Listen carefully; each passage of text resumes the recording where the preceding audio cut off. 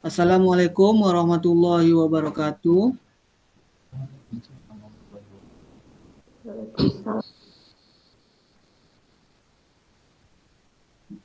Baik, puji syukur Alhamdulillah pada pagi hari ini kita bisa hadir di forum ini dalam rangka seminar kerja praktek saudara Liliana Rahab, Rania Rahab ya, eh, semester 11 ya.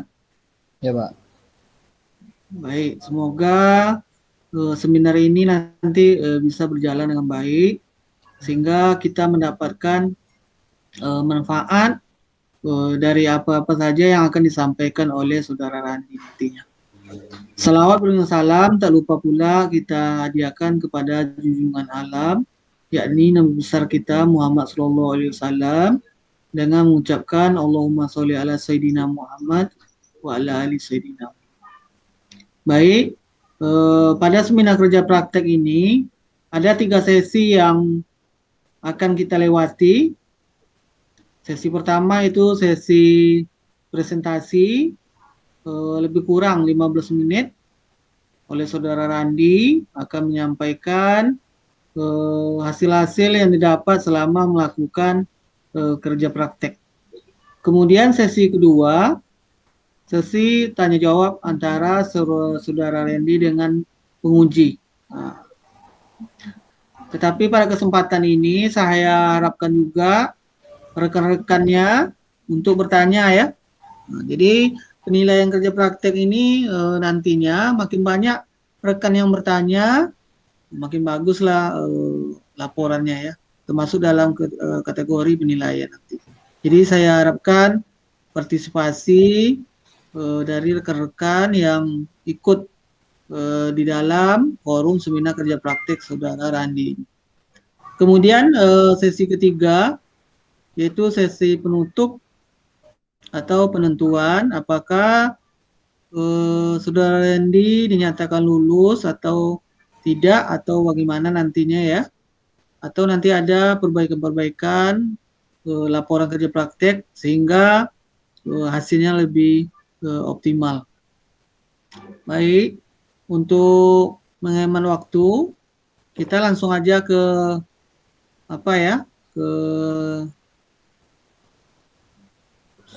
sesi pertama, yaitu sesi presentasi ya.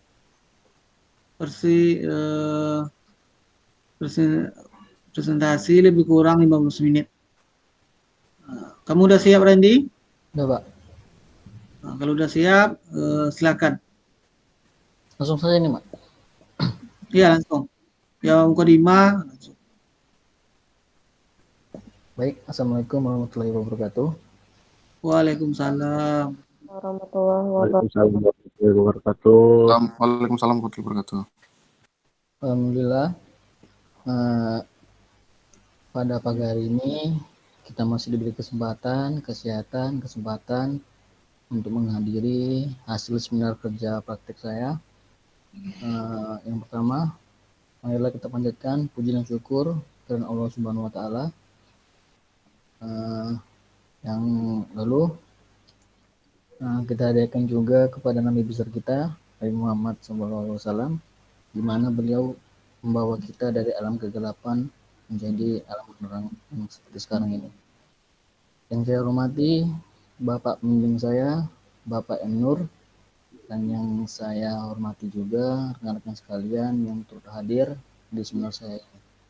Tanpa memperpanjang mukadimah, langsung saja. Saya kemarin magang di sebuah perusahaan pabrik kelapa sawit, yaitu PT Salim Humas Pratama Tbk, alamat perusahaan Jalan Lintas Sumatera, KM31 Rukan Riau. PT Salim Pratama Tbk merupakan perusahaan pengolahan minyak kelapa dalam pembuatan produk minyak goreng, margarin, dan indomie. Sejarah perusahaan didirikan dengan nama PT Ipomas Pratama tanggal 12 Agustus 1992 dan memulai kegiatan komersial pada tahun 1994.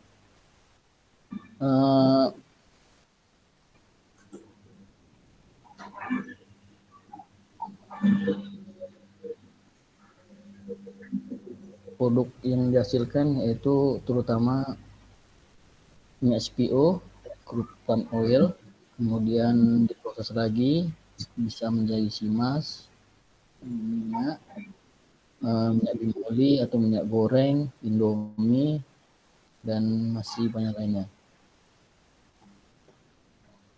Terus yang kedua,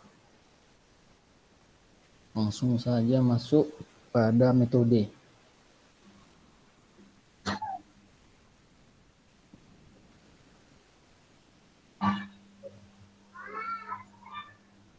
Di sini saya mengambil contoh kasus dengan metode HAZOP. HAZOP adalah standar teknik analisis bahaya yang digunakan dalam persiapan penetapan keamanan dan suatu sistem baru atau modifikasi untuk suatu keberadaan, potensi bahaya, atau operability lainnya. HAZOP adalah suatu metode identifikasi bahaya yang sistematis, teliti, dan terstruktur untuk mengidentifikasi bahaya permasalahan yang mengganggu jalannya proses dan risiko yang terdapat pada suatu perhelatan dan dapat menimbulkan risiko kerugian bagi manusia, fasilitas, dan pada sistem. Tujuan penggunaan metode HAZOP sebagai metode untuk meninjau suatu proses atau operasi pada suatu sistem secara sistematis untuk menentukan apakah proses penyimpangan dapat ke arah kejadian, kecelakaan, yang tidak diinginkan. Lalu jenis HAZOP yang pertama itu proses HAZOP merupakan teknik yang dikembangkan untuk menilai peralatan dan mesin-mesin pabrik, sistem proses produksi. Terus yang kedua, human HAZOP, teknik yang lebih fokus untuk menilai kesalahan manusia daripada kegagalan teknik. Yang ketiga, prosedur HAZOP merupakan teknik yang lebih digunakan untuk menilai ulang prosedur kerja atau rangkaian operasi dan kadang-kadang dikenal dengan safe operation study. Yang keempat, software HAZOP merupakan teknik yang digunakan untuk mengidentifikasi kemungkinan kesalahan-kesalahan dalam pengembangan perangkat lunak. Lalu yang ketiga, konsep HAZOP. Istilah teknologi yang dipakai untuk mempermudah pelaksanaan HAZOP antara lain sebagai berikut. 1. Proses apa yang sedang terjadi atau lokasi di mana proses tersebut berlangsung. Yang kedua, sumber hazard, sumber bahaya yang ditemukan di lapangan. Yang ketiga, penyimpangan, hal-hal apa saja yang berpotensi untuk menimbulkan risiko. Yang keempat, penyebab adalah suatu yang kemungkinan besar akan mengakibatkan penyimpangan. Yang kelima, akibat atau konsekuensi akibat dari deviation yang terjadi harus diterima oleh sistem. Terus yang keenam, tindakan dibagi menjadi dua kelompok, yaitu tindakan mengurangi atau menghilangkan akibat konsekuensi, sedangkan apa yang telah terlebih dahulu diputuskan hal ini tidak selalu memungkinkan, terutama ketika berhadapan dengan kerusakan peralatan. Yang ketujuh, safety merupakan tingkat keparahan diperkirakan dapat terjadi. Yang ke-8, likelihood adalah kemungkinan terjadi, konsekuensi, dan sistem pengaman yang ada. Yang ke-9, risk atau risiko merupakan nilai-nilai risiko yang didapatkan dari kombinasi kemungkinannya, likelihood, dan certainty.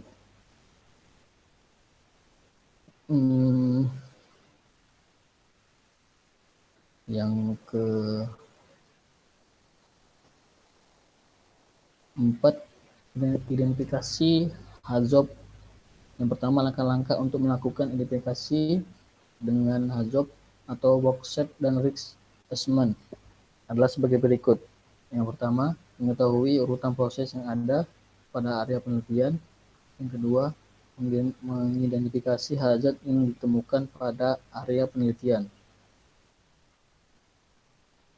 3. Melengkapi kriteria pada HAZOP, workset, dan urutan sebagai berikut. Yang pertama, mengklarifikasikan hazard yang ditemukan. Yang kedua, penyimpangan yang terjadi selama proses operasi. Yang ketiga, penyebab terjadinya penyimpangan. Yang keempat, masalah yang ditimbulkan dari penyimpangan tersebut. Yang kelima, tindakan sementara yang dapat dilakukan untuk mencegah terjadinya proses kecelakaan. Yang keenam, yang ditimbulkan dengan mengidentifikasi kriteria yang ada.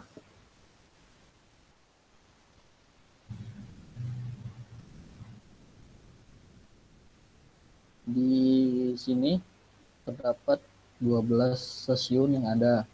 Yang pertama itu loading ram, kedua stabilizer, baru tipler atau pemanting, digester, press, klarifikasi, kernel, boiler.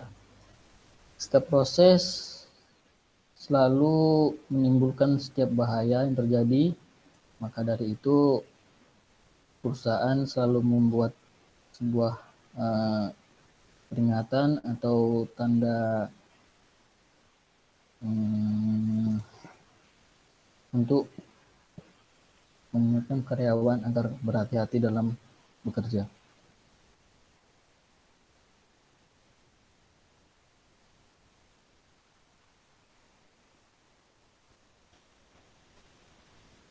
Di sini keparahan cedera, kejadian tidak menimbulkan kerugian atau cedera pada manusia, itu tidak signifikan. Kemudian yang kecil menimbulkan cedera ringan, kerugian kecil dan tidak menimbulkan dampak serius terhadap kelangsungan bisnis. Yang ketiga, sedang, cedera dan dirawat di rumah sakit tidak menimbulkan cacat, kerugian finansial sedang.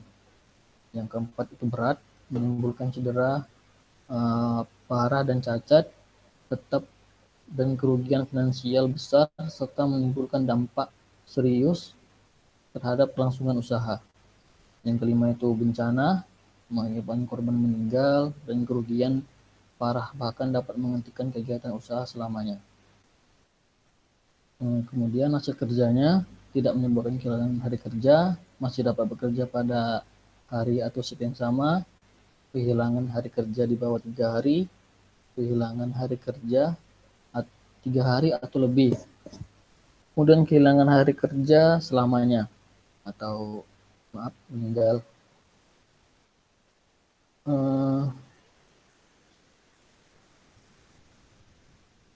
Skala risiko dari tabel yang ada, dari risk level yang ada adalah merah itu ekstrim, kuning itu risiko tinggi, hijau risiko sedang, 4 ringan. Di sini angka 15, 20, 25, 16, 20, 12, 15, 10 itu berat. Sedangkan yang tinggi 5, 10, 8, 12, 9, 8, 4, dan 5. Yang sedang di angka 4, 6, 6, 3. Sedangkan yang risiko biasa 3, 2, 1, 4, 2. Randy, Ya Pak, kamu share apalah laporan kamu share laporan di sini. PowerPoint bisa. yang mana Pak? Kan ada tuh presentasikan sekarang tuh, situ kamu klik. Oh, ya Pak. Lalu Pak, Ya kamu carilah file yang kamu share. Laporan apa dan PowerPoint atau apa.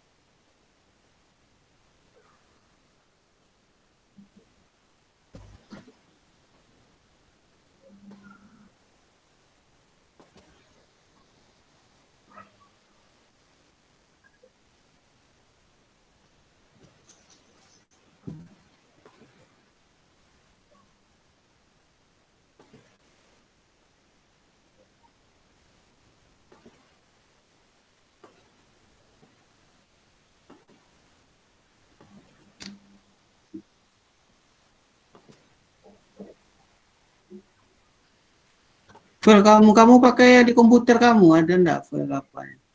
Ada Pak, dikirim satu-satu Pak. PowerPoint kamu kan ada juga tuh. Oh iya Pak.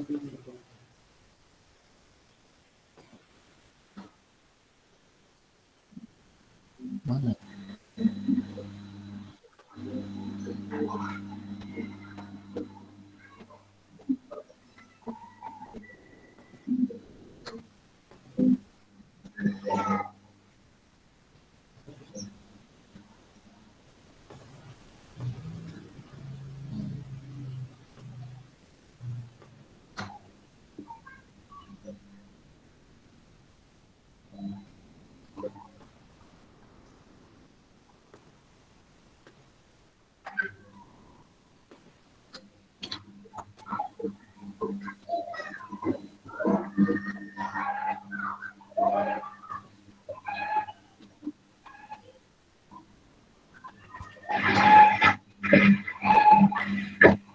Nggak bisa Pak.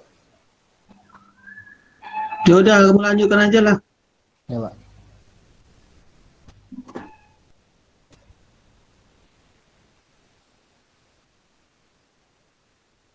Nah, lalu kemudian ada sedikit tabel identifikasi bahaya pada bagian pengolahan. Yang pertama itu loading rem, tertusuk duri, TBS, tertimpa atau terjepit pintu, jari tangan, terjepit tali. Yang kedua itu rebusan, tersembur uap, panas, atau peledakan. Yang ketiga itu stasiun bantingan, risikonya kejatuhan loli, kebisingan, lalu tertimpa TBS. Lalu yang keempat stasiun pressing, risikonya panas, kebisingan, luka bakar, gangguan pernapasan. Yang kelima stasiun klarifikasi, yang pertama itu panas, terjatuh, dan dari ketinggian, kebisingan, dan luka bakar. Yang keenam stasiun water treatment, terjatuh, terkena uap panas, dan zat kimia yang lain. Yang ketujuh kernel, luka cedera, panas, tergelincir atau jatuh. Yang terakhir itu adalah boiler, risikonya kepanasan, kebakaran, ledakan, kemisingan, dan kesetrum.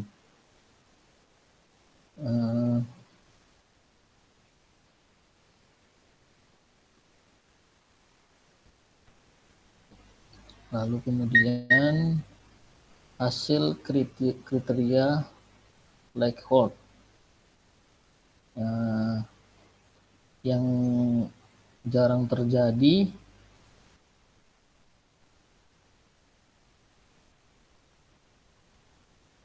yang pertama itu jarang terjadi, terus yang kedua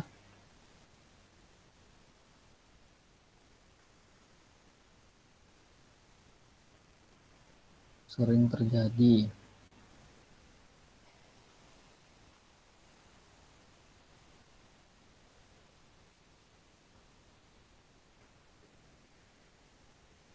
Yang pertama itu risiko ekstrim, yaitu pada stasiun klarifikasi, stasiun kernel, dan stasiun boiler dengan uraian risiko sebagai berikut: kebakar dan meledak. Kemudian yang kedua, risiko tertinggi pada stasiun digester dan press adalah tertimpa TBS dan lori. Yang ketiga, risiko sedang, yaitu pada stasiun filiger atau stasiun bantingan, itu kejatuhan roli, kebisingan, tergelincir atau jatuh. Kemudian risiko rendah, yaitu pada stasiun loading rem dengan uraian risiko sebagai berikut. Yang pertama, tangan terjepit, tertimpa TBS, tergelincir, dan terkena semburan uap panas. Dari risk level, maka dapat dilihat potensi bahaya kerja ekstrim sebanyak 60% dan risiko tinggi 23%, risiko sedang sebanyak 15%, dan risiko rendah 2%. Bila sumber bahaya tahapan penelitian risiko, maka tindakan selanjutnya adalah HAZOP workset untuk memberikan ide-ide dalam menangani risiko kecelakaan kerja yang terjadi dilakukan pengendalian atau usulan perbaikan untuk mengurangi tingkat kecelakaan. Yang pertama itu proses klarifikasi, tindakannya memakai APD, sarung tangan, masker, safety boot dengan kacamata atau helm. Yang kedua itu kernel, tindakannya memakai sarung tangan, masker, dan safety boot. Kemudian yang ketiga, boiler, memperhatikan keselamatan kerja menggunakan APD, sepatu, atau masker.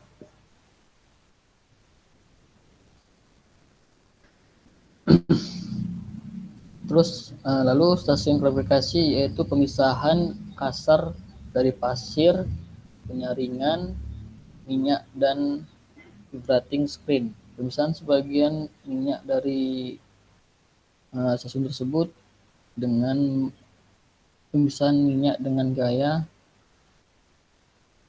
pemisahan dari storage langsung ke tangki timbun. Kemudian yang terakhir, melakukan pelatihan kerja agar tingkat risiko kecelakaan semakin rendah, itu berguna untuk perusahaan dan juga untuk karyawan.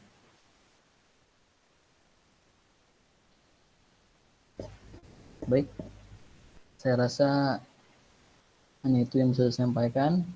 Mohon atas kekurangan dan kelebihannya. Terima kasih. Baik, terima kasih, Saudara Randi. Sekarang kita masuk sesi 2, yaitu sesi tanya jawab. Nah, jadi pada kesempatan ini saya harapkan rekan-rekan Randy yang ingin bertanya yang berkaitan dengan hasil laporan kerja praktek, terutama yang berkaitan dengan K3 ya, kesehatan keselamatan kerja dengan menggunakan metode AZOP. Nah, silakan bagi rekan-rekan Randy yang ingin bertanya ya, langsung aja ya, silakan.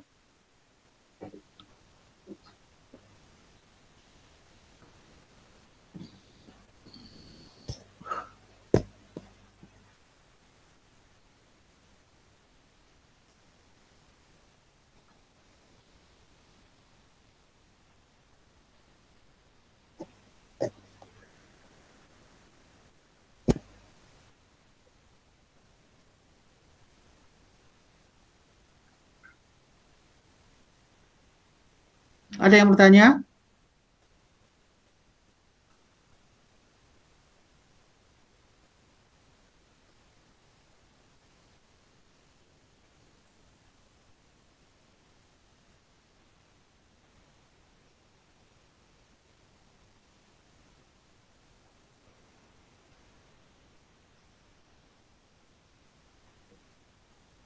Ada?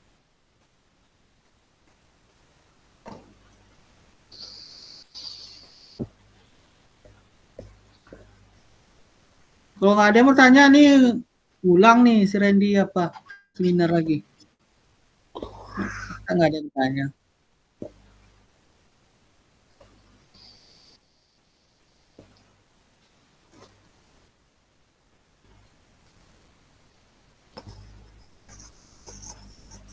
Ayo, ayo, ayo.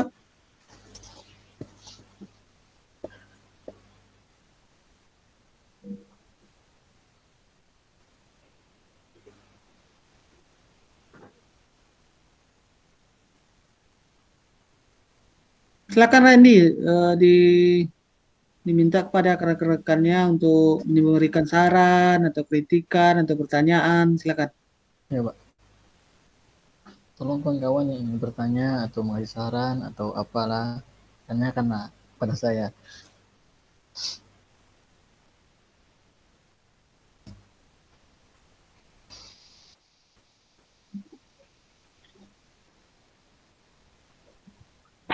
Assalamualaikum warahmatullahi wabarakatuh. Waalaikumsalam. Wabarakatuh. Saya ingin bertanya untuk hasil dari REACH Ya.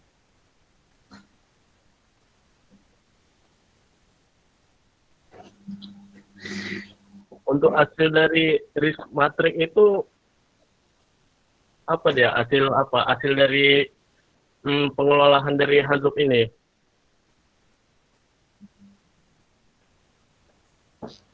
Udah itu aja. Baik, Saudara Kemrul Amri, tadi Anda bertanya apa hasil dari risk matrix tersebut. Di sini hasil dari risk matrix pada gambar di PowerPoint tadi, untuk mengetahuinya dapat dihitung skor resiko dan prioritas untuk melakukan tindakan perbaikan. Untuk menghitung skor resiko adalah sebagai berikut.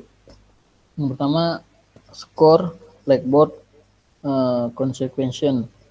Perhitungan pada skor resiko pertama diketahui nilai likelihood sebesar 5 dan consequential sebesar 4. Maka perhitungan adalah skor resiko 5 kali 4 sama dengan 20. Ya, seperti itu, Saudara Amri.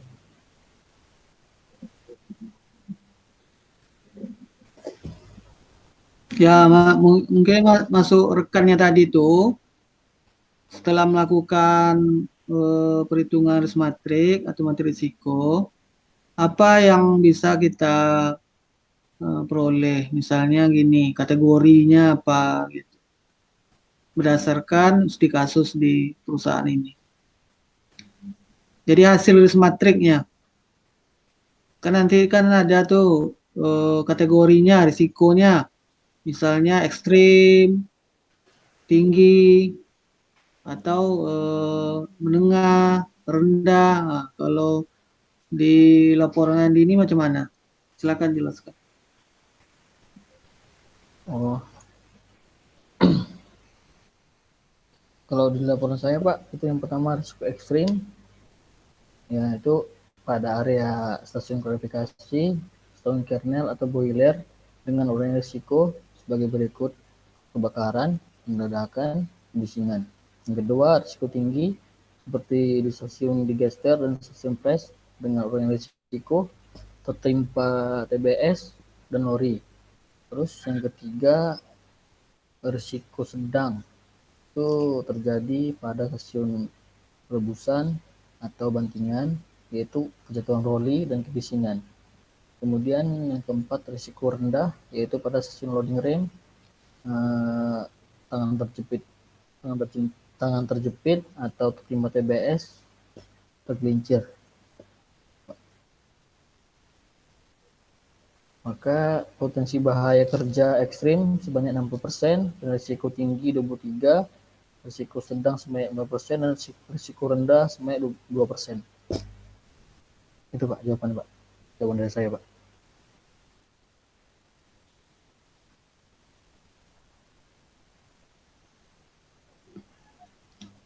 Oke, silakan rekan yang lain yang ingin bertanya.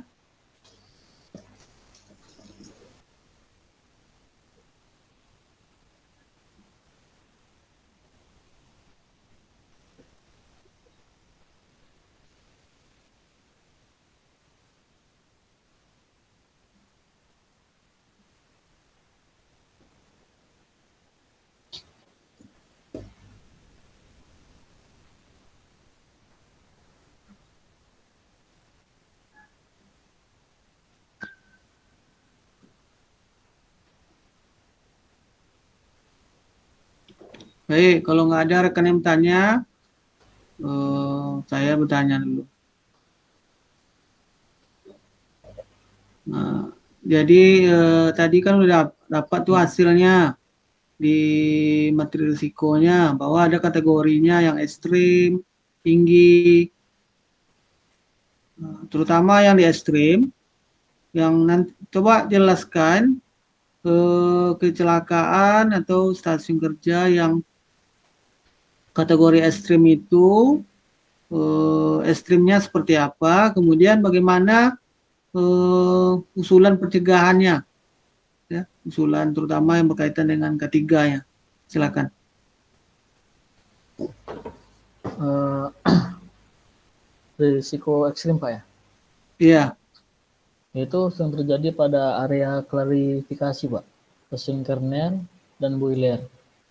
Eh, risikonya kebakaran, ledakan, lalu kebisingan, luka bakar, tergelincir, terbentur, minyak panas, terjatuh dari ketinggian, dan terkena uap.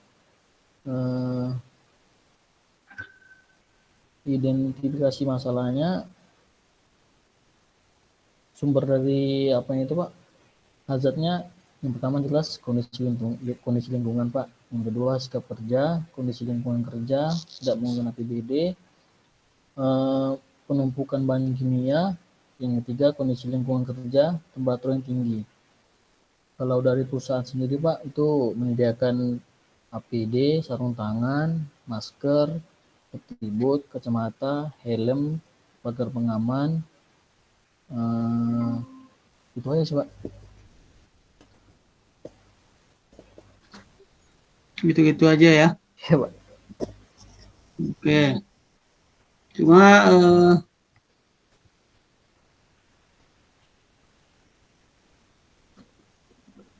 di Azov. Nah, coba jelaskan secara ringkas bagaimana penggunaan metode Azov ini. Langkah-langkah ya. Misalnya nanti langkah pertama ini. Nah, di langkah pertama itu apa yang akan dilakukan. Kemudian langkah berikutnya seperti apa. Nah, coba jelaskan. Baik Pak. Langkah-langkah untuk melakukan identifikasi hazard dengan menggunakan HAZOP workset and risk assessment adalah sebagai berikut. Yang pertama Pak, mengetahui urutan proses yang ada pada area penelitian. Yang kedua, mengidentifikasi hazard yang ditemukan pada area penelitian. Yang ketiga, melengkapi kriteria yang ada pada HAZOP workset dengan urutan sebagai berikut Pak. Yang pertama, mengklarifikasikan hazard yang ditemukan. Kedua, mendeskripsikan penyimpangan yang terjadi selama proses operasi. Yang ketiga, untuk mencegah terjadinya penyimpangan Pak atau cause. Yang keempat, menghindari dari penyimpangan tersebut Pak atau konsekuensi. Kemudian yang kelima, menentukan tindakan sementara yang dapat dilakukan. Yang terakhir, menilai risiko yang timbul dengan mengidentifikasi kriteria Pak.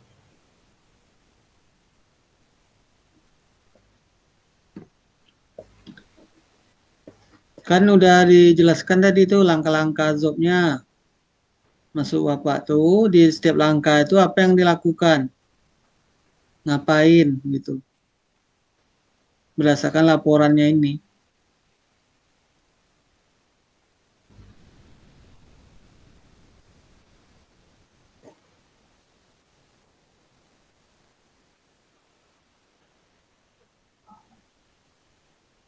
Paham kamu apa Randy? Insya Allah Pak. Maksud Bapak tuh, di mana kesulitan kamu di Azov nih? Ya Pak. Kesulitannya di mana?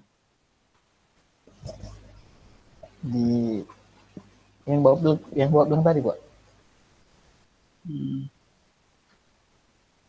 Berarti kamu sekarang udah paham penggunaan Azov itu? Ya, insya Allah Pak. Kemudian kemarin ada saya suruh buat jurnal, ada dibuat. Jurnal Pak. Kan ada tuh Bapak suruh buat jurnal, ada dibawa enggak? Paper Pak atau jurnal Pak? Ya paper tuh. Kan ada tuh template-nya udah Bapak kirim kemarin tuh. Belum Pak kemarin Pak. Nah, kamu belum nanti buat ya. Ya Pak. Saya template-nya masih ada kan?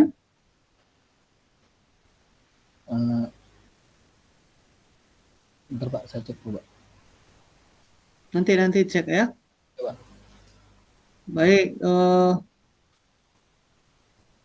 nanti di laporan diperbaiki sedikit di ini ya, di tujuannya ya, tujuan kerja praktiknya ya. Ya Pak. dibuatkan ini tujuan nomor 5-nya nanti analis apa berdasarkan permasalahan, berarti nanti di 765 itu untuk mengetahui apa namanya, untuk mengetahui penerapan ketiga di perusahaan ini ya, di PT Ya, Pak. ini nanti ya. Ya, Pak. Apakah nanti itu. Baik, kemudian nanti dilengkapi ya administrasi seminar kerja praktek ini. Undangan kemarin sudah, absensi nanti dibuat ya. Ya, Pak. Nah, nanti absensinya disebarkan ke rekan-rekannya yang hadir di seminar ini nanti. Ya, Pak. Untuk absensi nanti dicek aja di apa namanya, di POM KP-nya. Ya, Pak. Mungkin nanti rekan-rekan yang lain yang sudah seminar mungkin paham tuh, nanti diminta bantu. Baik, kita tunggu juga nanti masukan dari Pak Suherman ya. Ya, Pak. Ya. Ya, Pak. Nanti kamu nanti hubungi Pak Suherman.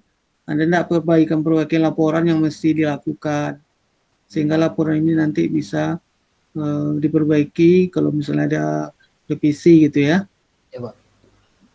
Kamu nih udah lama nih KP-nya, cuma udah semester kemarin saya suruh kamu seminar, banyak alasan kamu. Udah berapa semester kamu KP nih?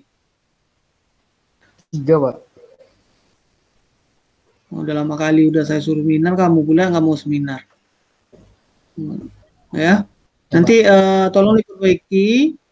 Kemudian kamu pastikan lagi tulisan-tulisan kamu yang mana perlu perbaiki, ada yang keliru huruf, kekurangan huruf. Nah, Ya, Pak. nanti kamu cek lagi ya. Baik, Kemudian segera kamu lakukan perbaikan ya, sambil nanti kabari Pak Suherman ya. Ya, Pak. Nah, tahu nanti ada masukan-masukan. Baik, saya rasa itu. Jadi untuk keputusan KP nanti setelah Pak Suherman nanti ya. Ya, Pak. Nanti mungkin kita diskusi komunikasikan aja nanti ya. Baik, ada yang ingin kamu sampaikan pada kesempatan ini, silakan sebelum saya tutup.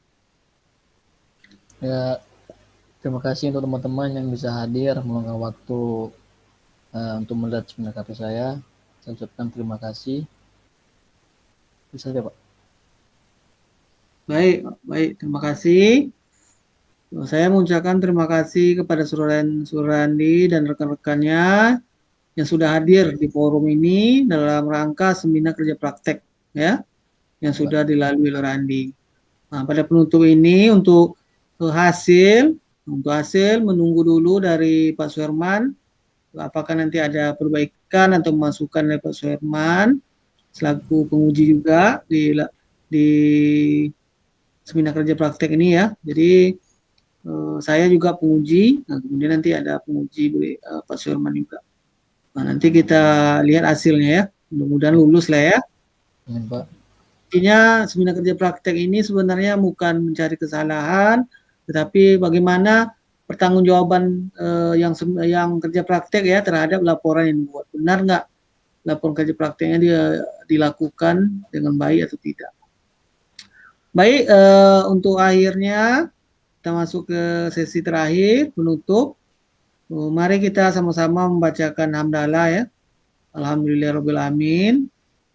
Saya selaku pembimbing dan penguji sekaligus penguji mengucapkan maaf ya bila ada kesalahan dalam seminar kerja praktek ini. Baiklah, untuk akhir kata saya ucapkan Assalamualaikum warahmatullahi wabarakatuh. Waalaikumsalam warahmatullahi wabarakatuh.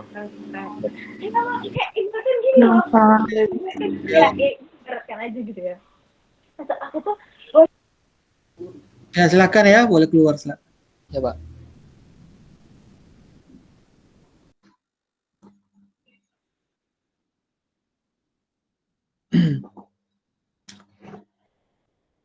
Baik, itu tadi rangkaian seminar kerja praktek ya, mahasiswa teknik industri Fakultas Sains dan Teknologi Universitas Islam Negeri Sultan Syarif Riau.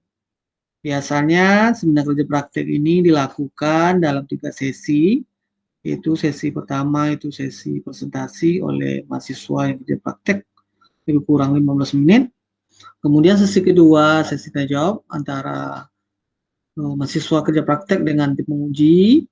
Nah, biasanya seminar kerja praktek ini diuji oleh 2 orang.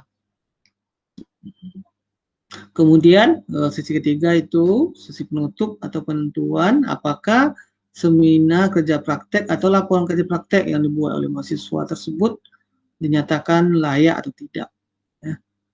Nah, kemudian biasanya ketika mahasiswa bisa mempertanggungjawabkan apa yang telah dibuat, biasanya mereka akan lulus. Nah, kerja praktek di teknik industri ini biasanya dilakukan di perusahaan-perusahaan ternama, itu PT ya, baik itu di manufaktur maupun di jasa nantinya. Baik, itu aja dari saya. Terima kasih.